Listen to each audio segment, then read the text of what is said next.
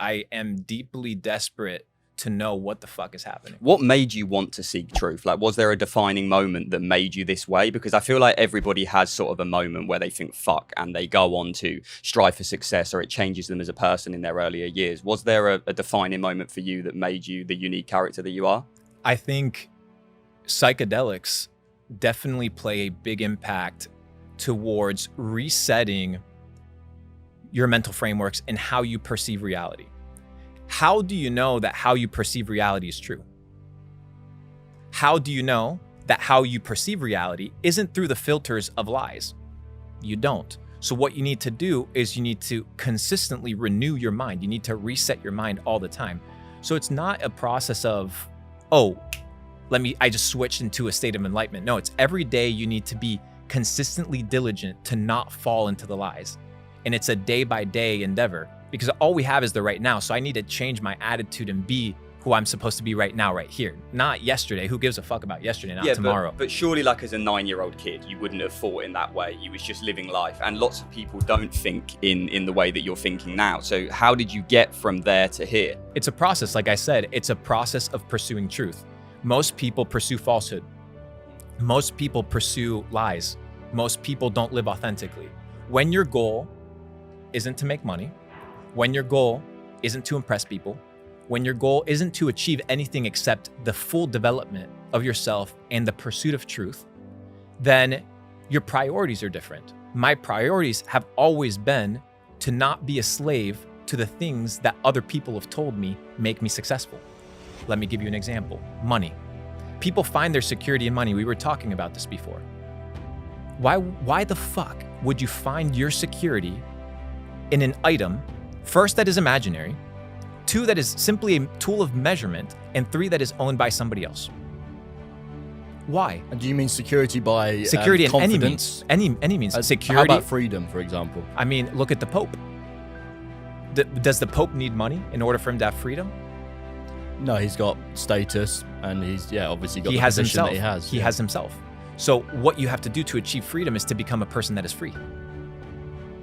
So why have you pursued, earning so much money, if that was the case? Because it's easy. How is it easy to make money then? Because I imagine a lot of our viewers out there are striving for money, and if you can help them out... The problem is they're striving. You strive for air. I don't strive. The money comes to me. Why? Because you become the type of person that attracts money. How?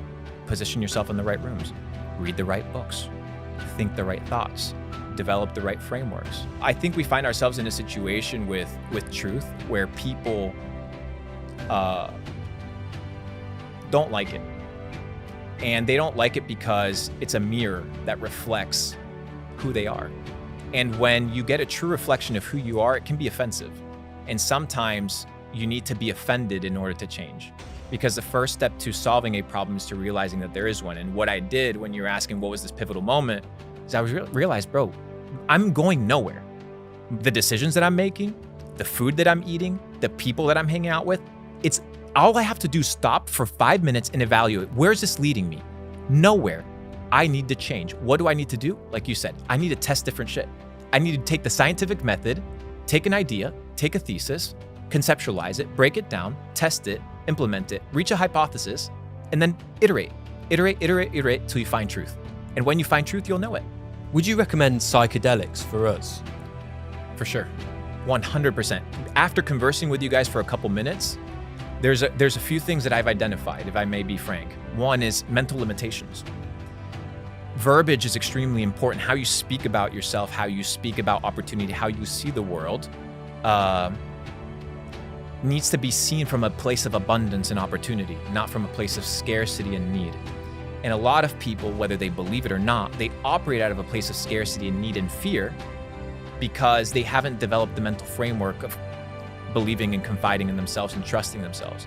So I think initially people need to reshift their frameworks. Psychedelics, at a very basic level, what it does is, one, it provides neurogenesis.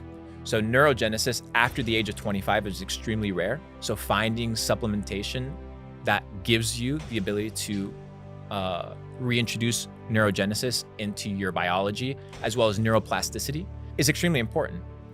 What people don't seem to understand is that psilocybin, which is the component inside psychedelic mushrooms, has been used throughout history forever. And it's only been tabooed for the last 100 years.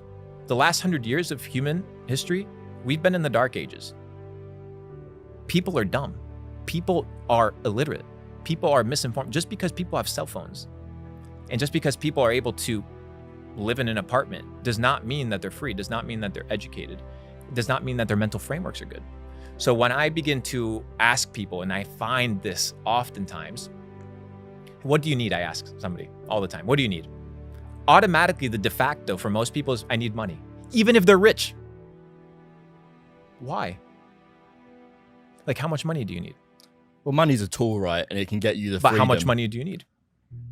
I mean, that's, everyone gets to a certain stage and they want more and more and more. There doesn't seem to be an end point. We ask a lot of our guests, when is enough enough? And they always say, never. That's the most common answer. So I don't think there necessarily is an end to that game. It is an endless game you can play. That's why you don't play it. Are there risks associated with psychedelics? Yes. Or You can lose your mind. So I was going to say this is pretty interesting because we've had David IYKYK on the pod, and he was talking about how the human brain can only see a certain, visible light, a certain out the spectrum of light. What was kind of your experience when you were taking these psychedelics? What was the trip like? So David IYKYK, he's quite accurate, I believe, in his interpretation of how we perceive reality. Because we perceive reality through our senses, right? How you see things, how you taste things, how you feel things, how you hear things. But what if there's more to reality than your senses? What if there's more to reality than your senses? What if what you perceive is just a part of reality? I think that's a certainty, isn't it? Lots of animals can see lots of different things that we can't through different senses that we don't have. Exactly. So what if there's senses that people have that they've been desensitized to in order to perceive more of reality? You can talk about fluoridation inside the water. Fluoridation inside the water, estrogen inside the water, is a massive chemical campaign against humanity to calcify people's pineal glands, to feminize men, to intoxicate people. And it's happening all around us. You can talk about the water supply, you can talk about the food, you can talk about the pesticides, you can talk about the hormones that they give girls. This birth control concept, this is new. Birth control hasn't existed forever. What are the ramifications of putting 1 billion women on monthly recurring revenue of estrogen? Do they need it? Or have we just normalized, a psyop? And I think that that's what people need to start evaluating, questioning everything. And back to what we were talking about, the old generation, they didn't question anything because they had nothing to compare it to. Today, we have things to compare it to. So we need to use other references in order to find truth. so are these decisions being consciously made, and who's making them? So who's deciding we're going to put estrogen in the water and we're going to get girls to take this and we're going to put this in the food to control the masses? Who's making that decision? I think it goes back to what I talked about. As I said, humanity in our human experience is merely a representation of the whole, right? So if you have the entire body, you only need a couple cancer cells to kill the entire thing. We are to the universe the same way that cells are to us. We're just components of it. So the components represent the totality of everything. So what you're experiencing right now in reality is not just one individual person. It's a systemic issue which comes from a low-level mentality. It comes from a low vibrational state. It comes from thinking short-term. It comes from being selfish. It comes from being inauthentic. It comes from living in lies. It comes from being greedy. It comes from being selfish.